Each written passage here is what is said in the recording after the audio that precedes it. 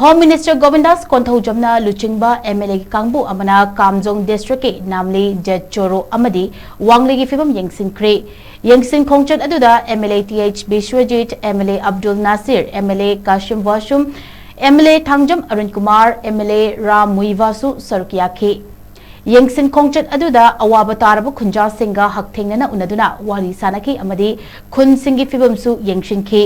Home Minister na Khongchat aduga mari leinana khunja singi mafamda fongdokhibada Chief Minister na haukiba numita Home Minister na khudakta yengshinba chatnabagidamakta khangalakhi adubu matam chatpa yad yengduna ngasi khungi phibam sing yengshinba lakpani athubada lengak na thokliba thodok singi waroshim puraktuna amadi khunja singi yaifenaba amadi security management gi phibam fakat hannabagidamakta lengak na lokatfam thokpa thorang sing lokatli Miyam masu tampak amadi chingi mafam animakta awaba nangbana haina singna chatminasi amadi lengak na lokalakpa thabak thoram singda thazabiduna irang asin loshina ba honabada miyam masu mating pangbiu haiba wafam thamki si yong na ba koi satpa ya gadra haina haiba matamda koina tam pau loraga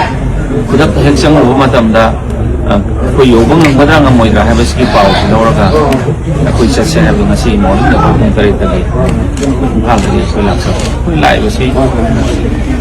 imphal lom da sumangai peli da sumangai koi awana mayam nangba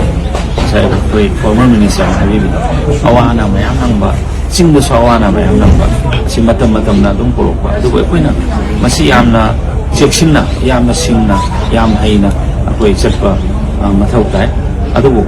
ngasai haibiba mayam ga pamada koi khangjare koi gi samrai phal lokko ko gi demand